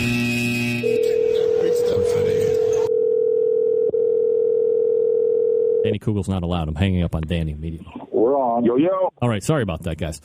So this didn't seem like a question that I would ever have to ask, 5 years ago, but with the growing romance with Wagyu briskets, there's kind of a different style of pork out there, the Berkshire, the Heritage Hog. Dave, let me ask you this first from Butcher Barbecue. Do you use a special kind of hog or a special kind of a Boston butt for your competitions, or is it just what you get at like a Sam's Club or something like that? Well, you kind of just stole my thunder, but yeah, I do use a special kind of pork butt. It's the one I pay for at Sam's Club. Oh, that's the one you pay for. That's right. Yeah. Hey-o, watch out. Yeah. A non-sponsored, Dave, right? Yeah. Mo, are you? Do you use any of this special pork that you're hearing about nowadays? Yes, I am. I'm a big fan of Eaton Farms. Has got a Berkshire. I use that every week, man. It's a double-edged sword at times, because it's very rich, has a stronger flavor, pork flavor. And the problem is sometimes you'll get judges, they get their meat at Sam's or Walmart or whatever, and they're not used to the old style way pork used to taste, what I mean? It's all natural. It's got a stronger flavor, but I think your good judges are going to give you kudos for, fine taste and strong pork flavor pork. All right, so guys, do me a favor. Hang back and relax here just for 3 minutes while we go ahead and pay a few bills here with these show sponsors. This one happens to be Barbecuers Delight wood pellets. Look, Dave has wood pellet cookers. I have a wood pellet cooker. A lot of people using wood pellet fired cookers out there in the competition circuit as well as in the backyard. First thing I thought of was Barbecuers Delight wood pellets, widely considered to be the pellet resource for your pellet fired cookers. Whether it's on the competition trail or in your backyard, folks choose Barbecuers Delight wood pellets more than any other brand for their superior quality and flavor. You should probably give them a try as well. You can find them right at bbqrsdelight.com. Now, if you don't have a pellet cooker, no problem. You can still take advantage of what some are considering a pellet revolution on your gas or charcoal grill or smoker by grabbing the cast iron pot option. You buy yourself a nice sampler pack of pellets. You load 1/3 cup into the pot, and you place it into the cooker or grill. Let that sweet, succulent smoke take care of the rest. Now, pellets are made through a process where you have sawdust that is compressed, that generates heat, and any contaminants that are present in the wood are now eliminated. This produces a sterile smoking wood product of consistent quality, and pellets are easy to use since you don't have to soak them in water prior to use. It's easy to blend wood flavors, and really you can produce consistent results each and every time when you use Barbecuers Delight wood pellets. It's like a recipe. You can mix and match all you want. Now look, here's something to remember. You buy those little sampler bags. That stuff is 100% flavor wood. Keep that in mind, number one. Secondly, if you have the pellet-fired cookers like many of us do nowadays, it's not 100%. Candy has found out that through trial and error, some of these woods just don't have the high BTU temperature you need to get that consistent heat temperature when you're cooking. So they make it a blend. It's 2/3 oak, 1/3 fruit wood. That's the way to go to ensure great smoke flavor and consistent BTU temperatures. Got it? Good. So do yourself a favor. Grab some Barbecuers Delight pellets right now. Visit them, bbqrsdelight.com. Check out all the flavors they have and stop fussing with these sticks and the chunks, for crying out loud. You'll be surprised with some of these flavors. Sassafras. What? Savory herb. Savory herb. Try it on a smoked meatloaf. You'll be happy you did. It's the choice of competition cooks and backyard hacks just like me. Barbecuers Delight. bbqrsdelight.com. All right, we're coming back with Dave Bosca and Mo Cason, Butcher Barbecue and Ponderosa Barbecue, respectively, with the Pork Butt Roundtable. Stick around. We'll be right back.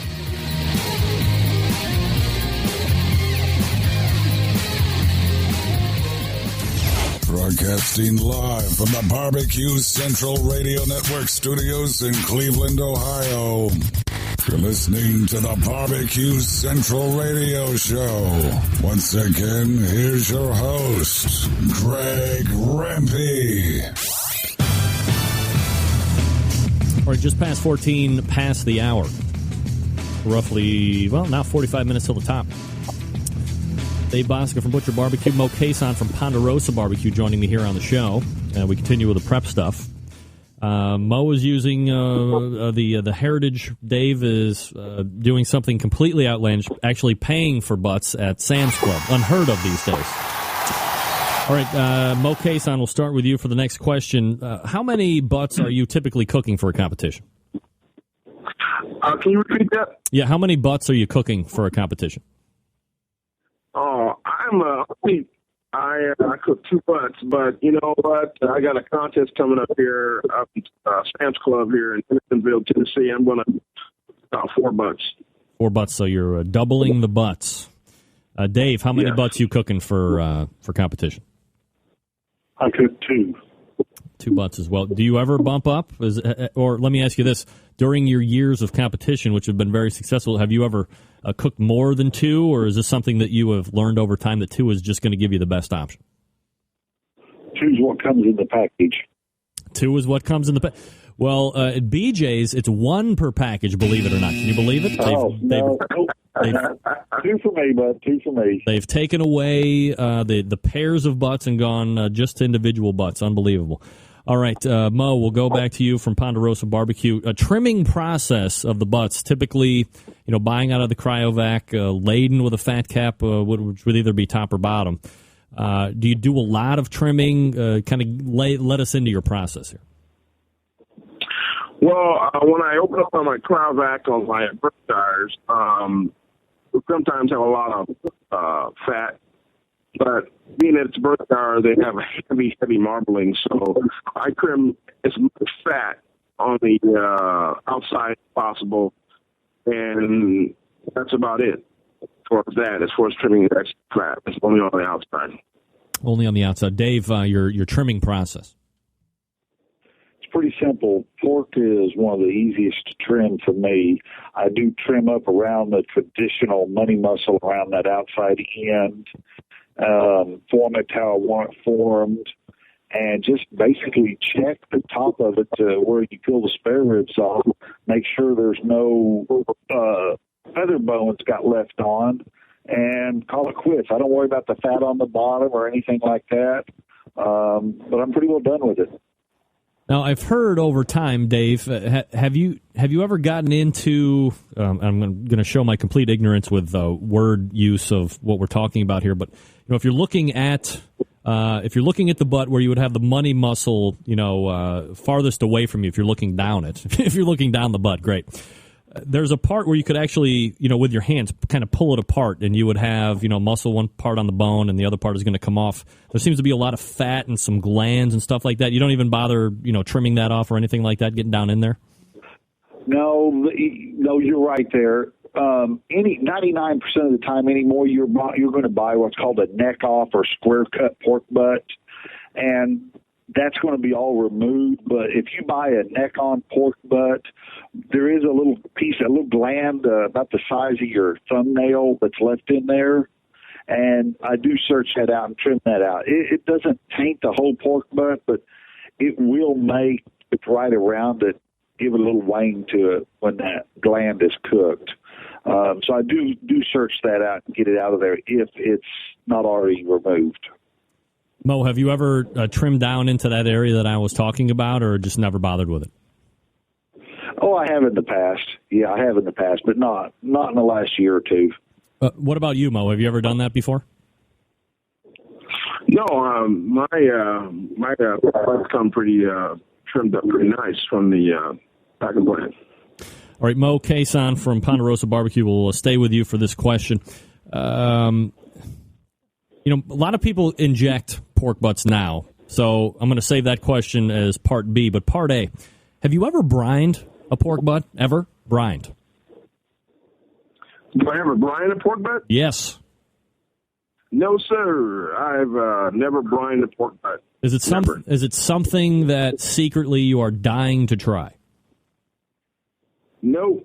No. All right. I just have no. I mean, I guess you could. For me, no. I have never brined a pork butt. All right, so assuming you're staying somewhat true to processes that we've seen when you've made Stardom on TV, are you still making your own injections, or are you using something that's commercially produced that you'd like to tell us about? Yeah, I do make my own injection. My man here, Dave, good friend of mine, he's got great products, but I do make my own. I got my injection. There's one ingredient that I don't tell anybody, but it's it'll blow your mind if I told you what it was, because it's simple.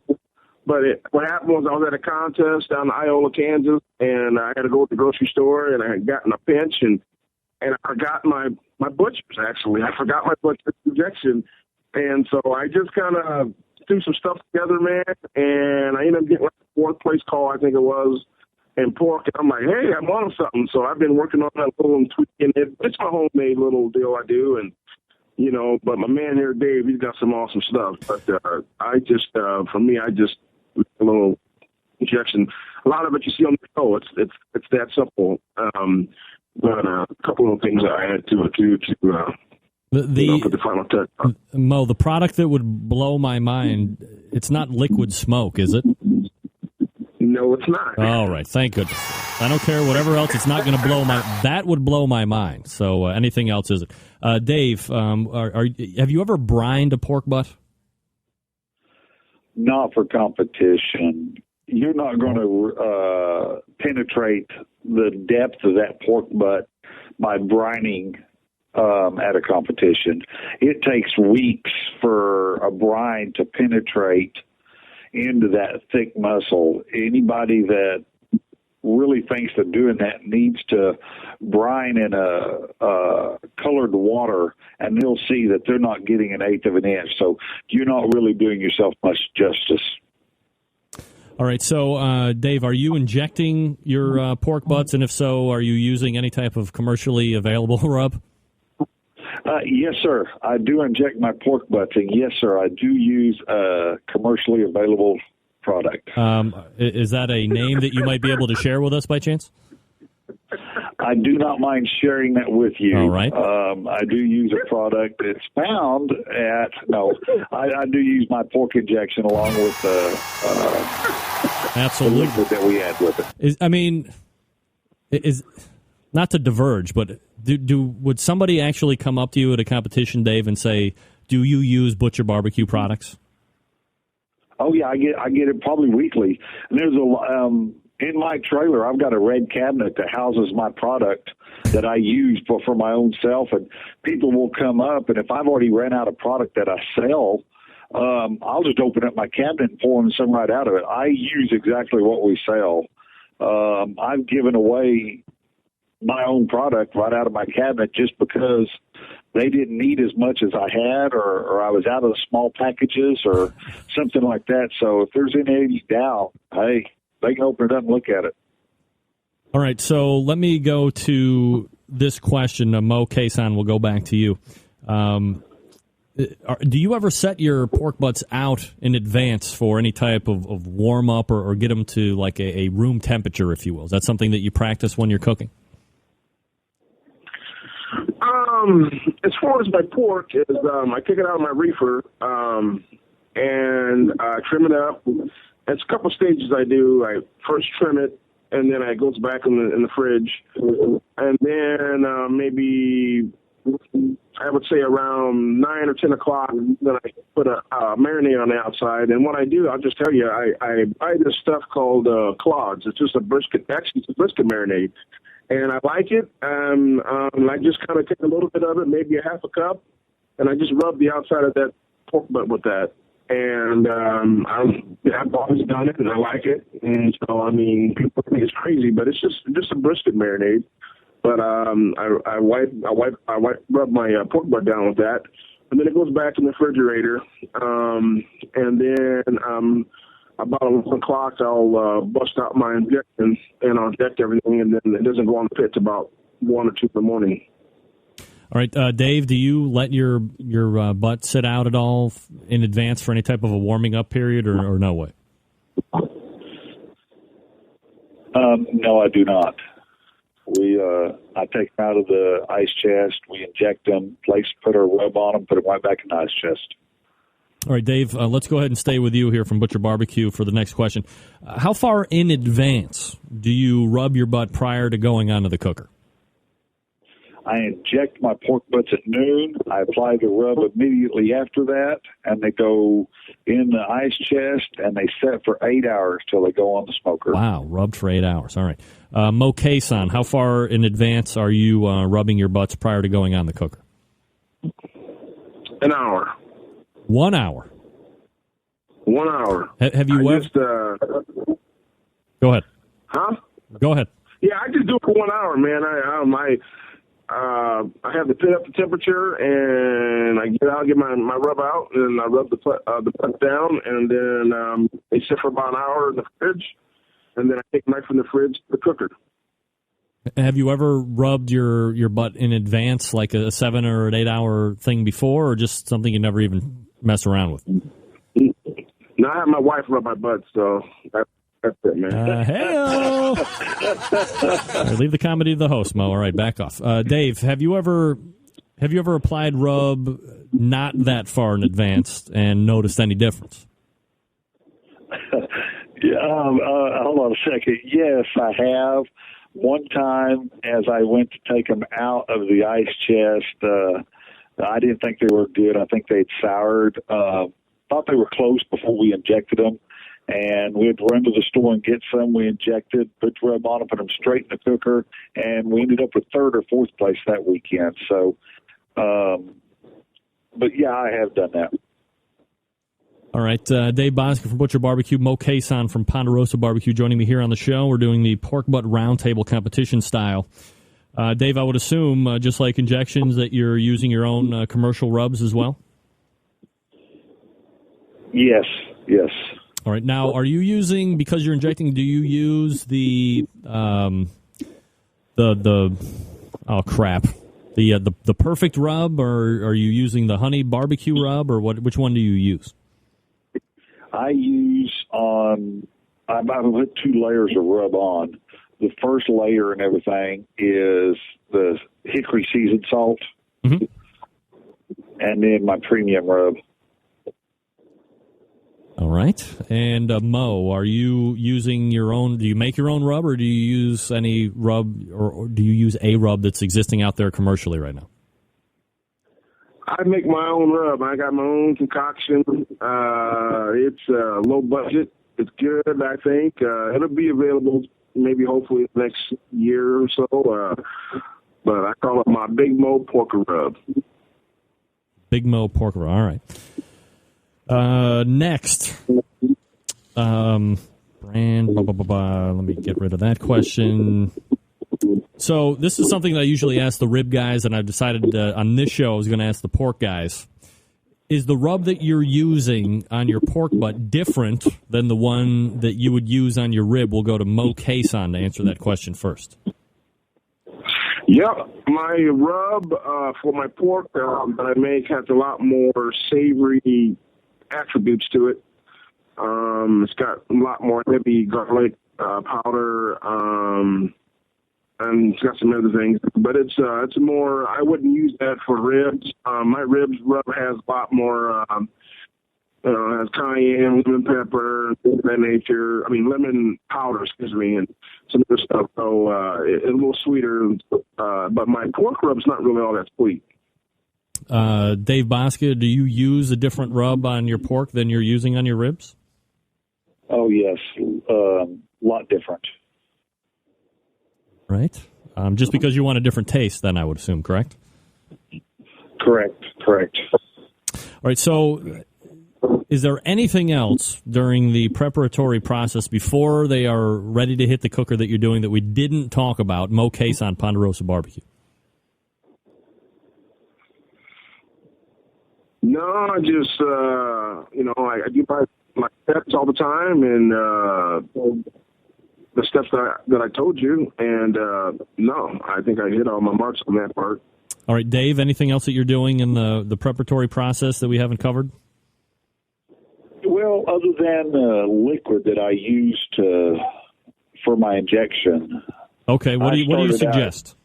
Years ago I started out using peach nectar, and that's what we used the year we won the Jack Daniels pork category.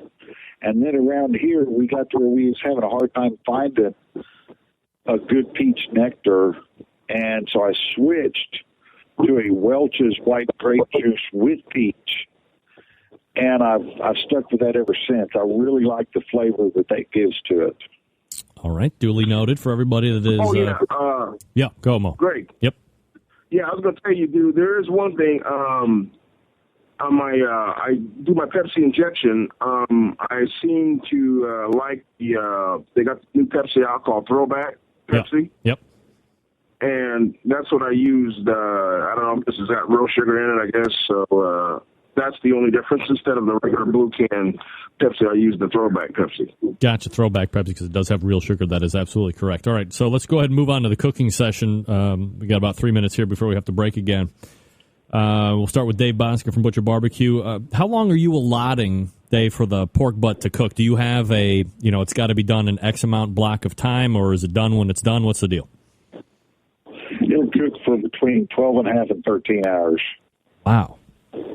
That's a long time. Mo Cason, are you allotting for a certain amount of time for that pork to cook, or is it ready when it's ready? It's kind of ready when it's ready, but it gets done within 15, 20 minutes, maybe 30 minutes of me putting it on. The one thing with the Berkshire butts, they're small. versus other like Duroc or any other species out there.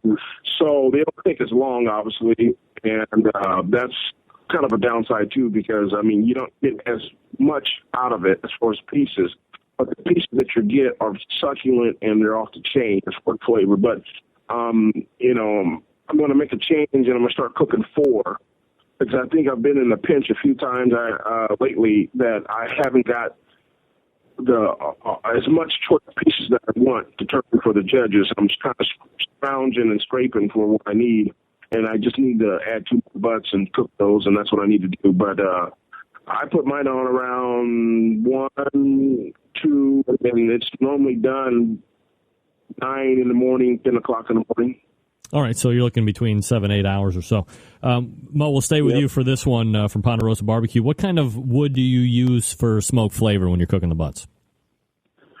Man, I'm a big fan of pecan, and I'm a big fan of white oak. Those are the 2 woods I use.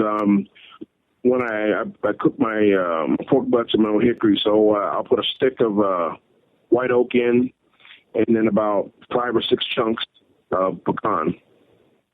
Dave, what kind of wood are you using? Or I guess what kind of pellets are you using?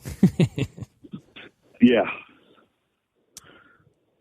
Hickory pellets for Dave. All right. And what time are you putting the butts on again, Dave, for your competition? I put them on at 9 o'clock at night, and they're done about 9:30, 9:45, and sometimes 10, but generally about 9:30 to 9:45. All right. Mo, what time were you putting them on? You were putting them on around 1 or 2 in the morning, correct? Yep, 1 or 2 in the morning. All right. What temperatures do you keep the pit at, Mo, when you're cooking the butts? The one thing good about my old hickory, which I love, is that it's a double wide CTO. So the top shelf, if I set the temperature at 250, which is that's where I cook my pork butts at, I put my pork butts on the bottom shelf, and it's dead nuts on 250, and then my top shelf is running about 280, 290. So, but 250 is where I cook my pork butts at. Gotcha. Dave, from Butcher Barbecue, what are you keeping the pit temperature at? I do a 3-stage cook. We cook at 180, 230, and 250. Can you give us a little insight into the 3 stages exactly? Yeah, sure. The trick to a pellet smoker is they burn very efficient, and so to get a lot more smoke on them, you have to basically trick the computers of them to make them not burn efficient. So to do that, you have to run them real low and slow for it to smolder instead of cook more. So we run them down at 180 degrees for 8 hours. And then we start stepping it up through the process and getting them cooked after that. All right. Certainly makes sense to me. And let's see. All right, so let's do this. Let's go ahead and break here real quick. You guys go ahead and refresh any drinks that you might have. And I'll talk about a sponsor real quick, and then we'll finish the cooking section and then get into the building the box and what you're turning it. You know, we've mentioned it a few times during the show here, folks, but let me talk to you quickly about the longest-running sponsor of the show, which is the Barbecue Guru. They just took the grand champion in Laurel, Maryland, at the Sam's Club local qualifier. They'll be moving on to the regional round this coming week in Chesapeake, Virginia. Look, if you've been thinking about automatic pit temperature control devices for your cookers, stop here. This is the company that started it all. They are the creators of this technology. Why would you buy one from any other company in the face of the earth? I have no idea. Maybe you're not familiar with how these little beauties work. I'm not going to get into the minute details, but imagine this, if you will. A product that allows you to set your pit temperature, and once set, it will keep it running at that set temperature all the way through the cook. Sound too good to be true? It's not. This is real life. You could take advantage of this technology today. Now, maybe you're a busy working professional, or perhaps you are constantly on the run with the kids, you're doing errands. Quite frankly, you just don't have the time to set around and tend pit temperatures. I understand that. Barbecue Guru allows you to throw on your pork butt or brisket or a couple slabs of ribs, whatever you got. Then you're off to do whatever it is you need to get done. The Barbecue Guru maintains the pit temperature you set it at. Bam! There are 4, 5 different models to choose from right now. They have the Procom 4 wireless unit. That's starting to phase out. The newest unit, the CyberQ Wi-Fi, which is absolutely going bonkers in regards to sales. You have the Cyber Q2, the DigiQ DX2, and of course you have the Party Q. And at $129 for most cookers, it's $139 for the ceramic style. Party Q is the easiest point of entry into any temperature control device on the market right now. It's self-contained. It runs on AA batteries. It's absolutely fantastic. Take it wherever you want to go, put it on, then just uninstall it and go back home. You can take your ball and your homework and your batteries and your basketball with you. You're done. Now, maybe you're in the market for a cooker. Look no further than the Onyx Oven. The Onyx Oven has been winning on the competition circuit as well as in backyards all over the country. It's a fully insulated unit, holds a lot of meat. It accommodates the half and the full pans for food service. Works seamlessly, of course, with any barbecue temperature device as well. So, do yourself a favor. Head on over to thebbqguru.com and check out all their products. If you have any questions about what to order, call them directly, 800-288-GURU, and they will make sure you're outfitted with exactly what you need to get you up and running right out of the box.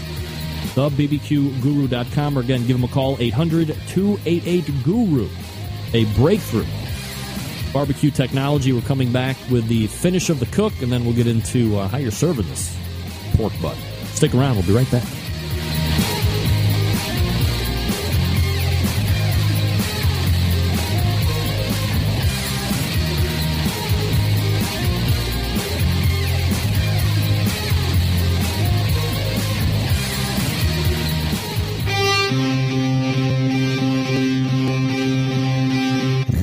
Smoke.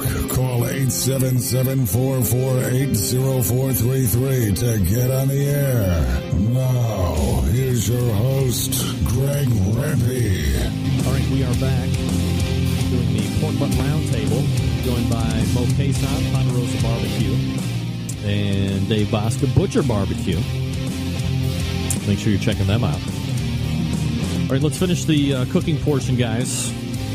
Does anybody foil the butt during the cooking process? If so, is this an internal temperature thing that you're looking for, or is it a color thing? Is it both? And we'll start with Dave Bosca from Butcher Barbecue. Yes, we do foil, and it's a dual process. We do it at a certain time, but it's because the pork butts are going to be at a certain temperature every time. And that just comes with the cooking process. I know what temperature I want them, and that's what we do. All right, Mo, are you wrapping the butts at all? And is it a temperature? Is it a color thing? What do you think?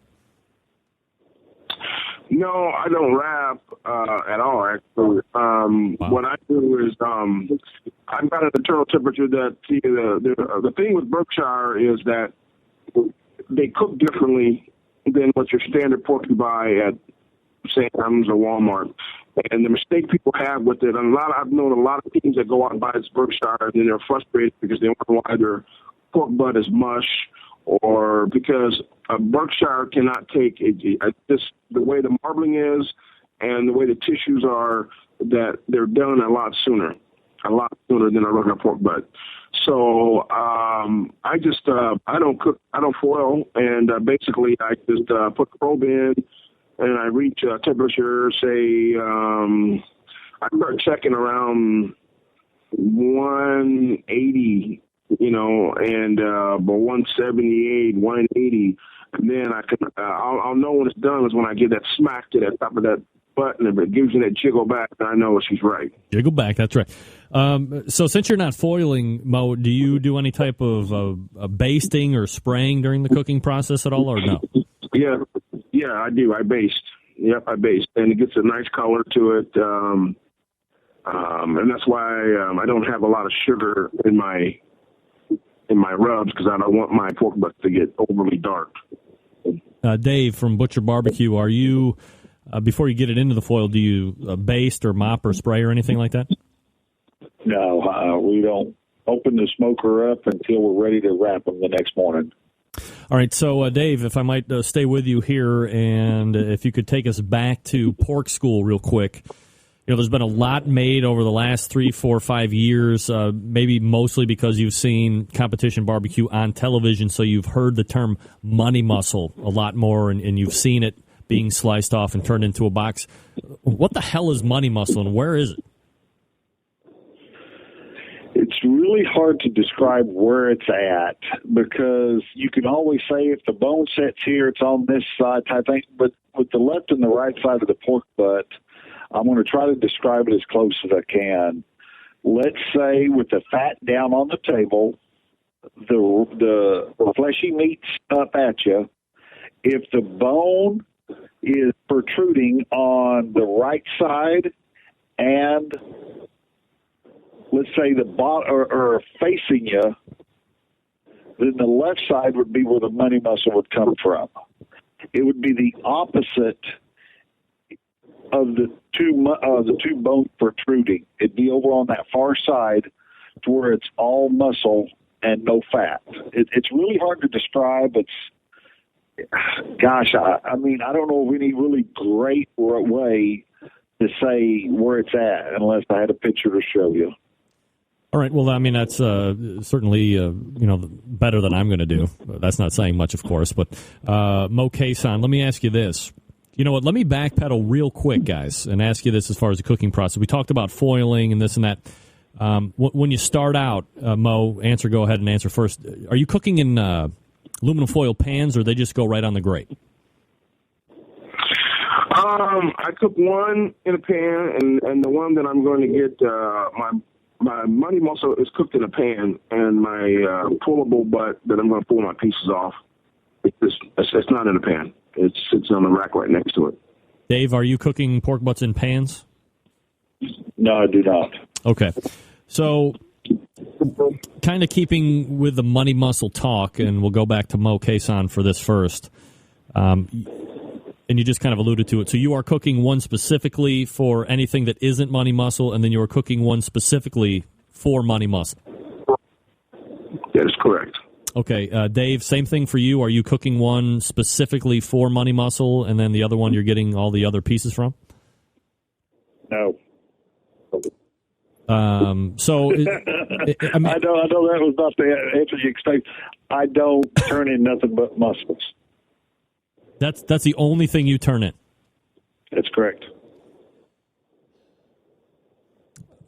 So, man, I mean, certainly you can't argue with somebody that's, where you're at in pork, but is the money muscle being overused? I mean, are you not getting a true depiction of what the pork butt is if you're only turning in one aspect of it? I don't think so. I think it's more of an art whenever they can open it up and there's 12 perfectly cooked sliced muscles sitting right there that are identical in shape and size, that looks like they could be twins, and facing you.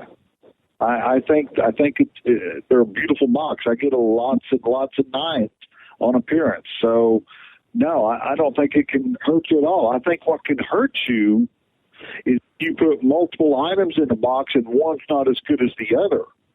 But with two muscles in there, some judges will look at that and say, "Oh, it's the same thing. I'm only going to take one." And versus thinking I'm going to take one from each side, thinking that I need two to try to compare the two together. They only take one. So now you've eliminated the variables of the downsizing of your points. Mo, let me go back to you for a little rebuttal on that one. Since you're probably turning in, some of a lot, do you understand where Dave is coming from, and do you subscribe to that theory to a certain degree? Yeah, Dave is right spot on. I think I'm going to go back to what I've been doing. I was falling a little bit in pork, and I think what I was doing is I was giving judges too many options. And like Dave said, you don't put anything in the box that's questionable. Meaning that if it's not perfect or near perfect, don't put it in the box. And I put stuff in there because I was dead set on putting 3 different kinds. I put chopped, and I put pulled, and I put slices in the box. And maybe the pulled wasn't maybe a little overdone a little bit or whatever. Thinking that they might just grab slices, but you never know. They might just have a fork and grab that pulled, and then you're stuck. And then once they get that in their mouth, and if they feel it's overdone a little bit, then you screw yourself. And it's so right. You don't give them no more than what they need. You got to fill that box up, make it look nice, and I'm going to make the adjustment in my next competition here I got coming up next week because he's dead on, man. You don't put nothing unless dead on. You don't put it in the box. Mo, let me stay with you for this question real quick. What type of an internal temperature are you shooting for when it's finished?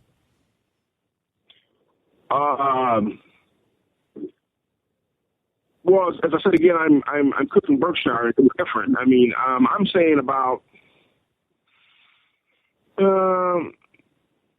it's about 180. It's about 182. It all depends, you know. I mean, sometimes I went up to 187, but you think you're gonna take a Berkshire to 196 or 195? Man, you are sadly mistaken because you have great much if you do that. Now you may get away with that on a regular Sam's butt that you get. But you better not do that with no Berkshire. You just better not. Dave, what are you shooting for finished temperature? First off, Craig, I want to say something. Mo, I'm honored that you're willing to change your competition cook on that last comment. Thank you, sir. I'm honored. There you go. Oh, man. No, honor's violent, man. Dave, you're dead on, man. You are dead on, man. There's a reason why you're pork is you're a big time winner, man, because you're right, man. Because I've noticed my scores. I'll get 9s on appearance, and then all of a sudden, you know, and I know exactly what it is on the after the fact. When I look at the scores, I'm thinking, damn it, you know, I shouldn't put that in. I shouldn't put it in, and I did. And you know, now I know I'm going to keep it more simplistic, man. You know, just make sure I put the right pieces in the box. Dave, before you continue, let me say this. If there's going to be any ass-kissing on the show, you're going to do it to me, for crying out loud. I have made this forum available for you. All right, no, I'm just kidding. Dave, what about the finished temperature? 194. 194. All right, so we're not being too specific there. I mean, did you ever shoot for anything higher than that, or you've just found over time that's the best finished temp for what you're doing? Yes, I did. I cooked 200, 202 before, but 194 is where I like the muscles. All right, Dave, is there anything left in the cooking portion of the show that we have not covered that you do? No, we're all good there. All right, Mo Cason, Ponderosa Barbecue. Anything else in the cooking portion that you're not doing? No, man. It's all good. All right, so let's move quickly into the post-cook. So after the butt has reached the target temperature, are you looking, especially for the bigger cuts, you know, we kind of talk about this a little bit, but are you looking to hold it for a certain amount of time prior to getting the cuts and pulling it and getting that box built? And we'll go to Mo Cason for that. Are you looking for a certain hold time first? Yeah, I think with pork and any big cuts of meat, or any meat period, but I think really with big cuts of meat, they have to rest a little bit. And so that's why I like to have my pork butts done around 9 or 10. And then when I go in the Cambro, they're still hot enough. I don't think I think it hurts you if your pork butt cools below 150, 160. When I pour my pork butts out, they're still piping hot when I'm getting ready to slice them. And I think that's a good thing. I mean, it's enough to rest them, but then they're still, like Big Neil Strata says, you know, I don't want it to slump. I want it to just still be warm and you know, still hot. Because I want to put hot meat in the box. That's pretty funny, don't it? Yeah, exactly. This whole interview has sounded funny, if we're being honest with each other. Dave, are you looking for a target temperature? I'm sorry, are you looking for a target hold time once the butt is re-temperature?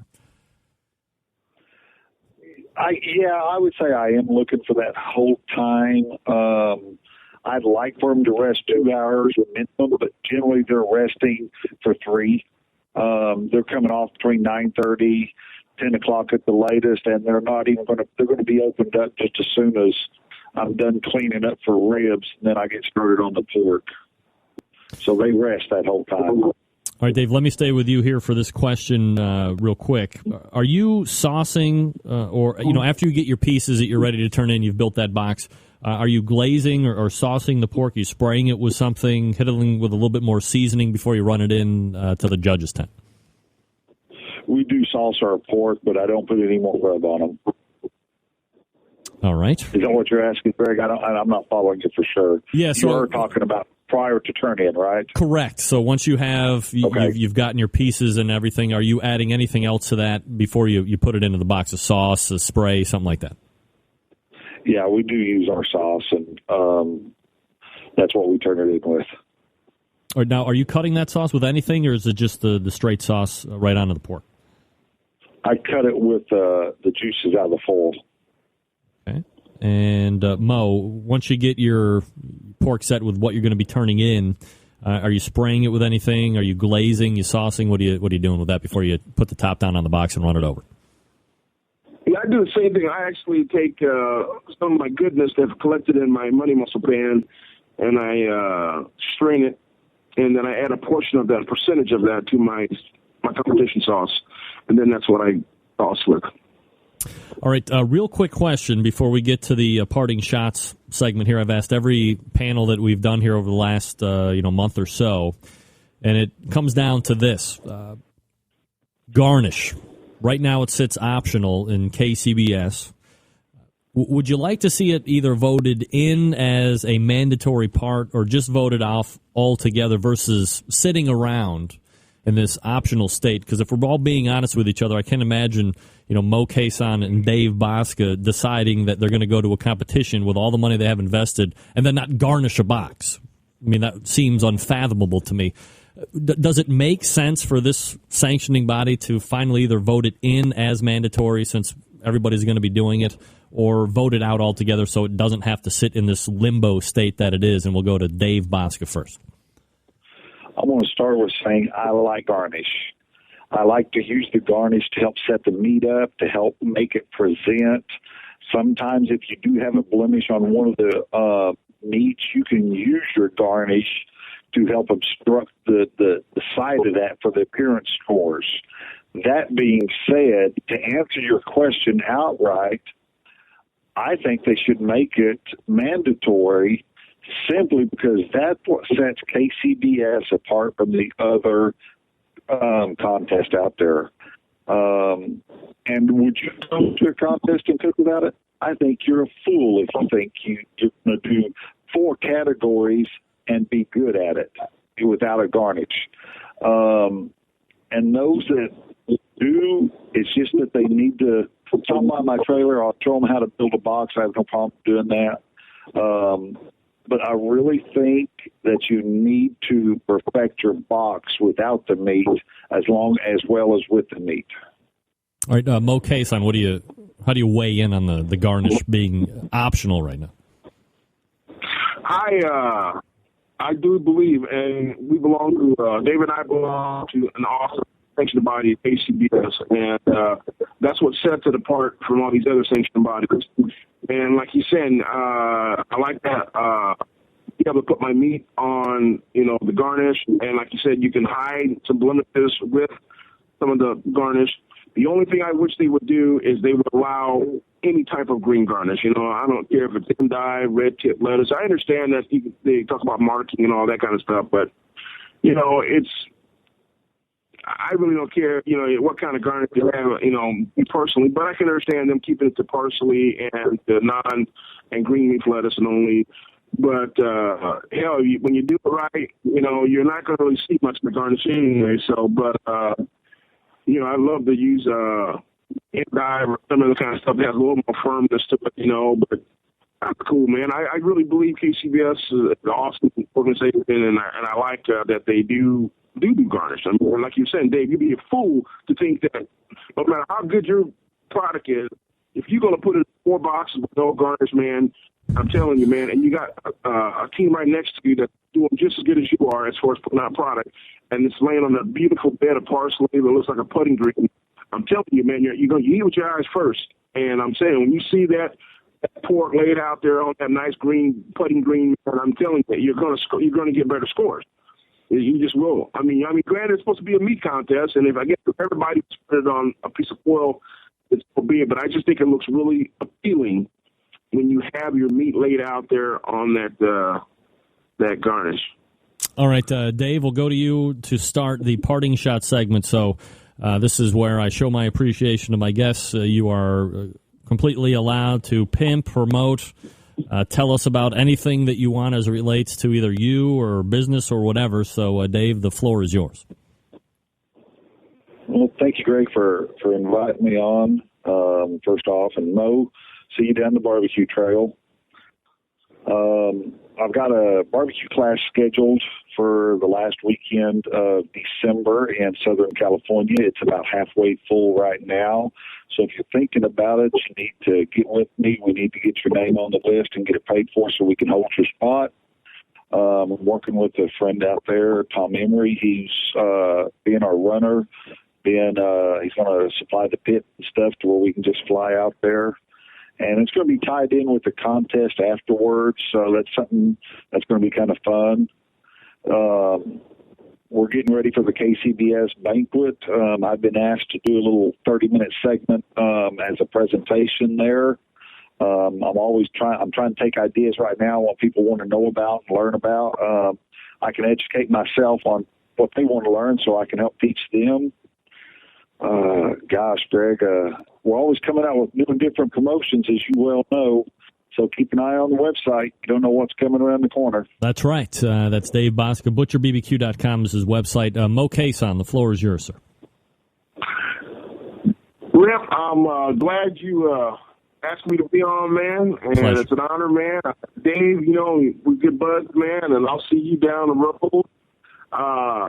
Big Mo's going to the American Roll Invitational for the first time in my life.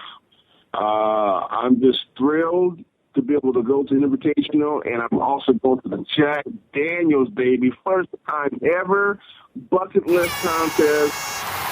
You know what I'm saying? Jack Daniels, baby.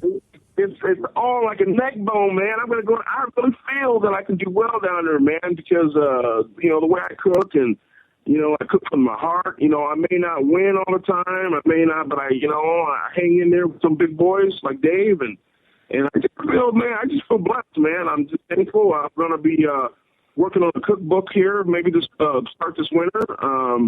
I got an awesome friend of mine that's a photography guy, and he's the guy that does the Pottery Barn magazine shots, and he's out in California doing some stuff for Sandra Lee, and so I'm going to try to put together an old school real cookbook that's just my cooking, my recipes, me and my wife. And it's not going to be nothing like all glitzy and, you know what I mean? I'm a bibs, T-shirt, and daddy light kind of guy. But it'll be a cookbook that's got my cornbread, my collard greens, my black-eyed peas, my soul food that I grew up on, and some other recipes that we have developed, macaroni and cheese, all that good stuff, that people enjoy. You won't find no salmon with blueberry, gooseberry stuff on it, like that, but it'll be real food, man, and I'm working on that. All right, that's him, Mo Cason from Ponderosa Barbecue. 10th in KCBS Pork right now, also part of this panel tonight, Dave Bosca, Butcher Barbecue, 3rd KCBS Pork right now, and 11th for Team of the Year as it sits right now. Gentlemen, appreciate the time tonight and going over everything from start to finish as it relates to pork. Continued success, and we'll talk to you guys soon. Man, thanks, man. All right, guys. There they are. Dave Bosca and Big Mo laying it down in regards to pork. Is that the right terminology, laying it down? I'm going to lay it down later, if you know what I mean, ladies. All right, let's wrap up. I know I'm going to be a little late.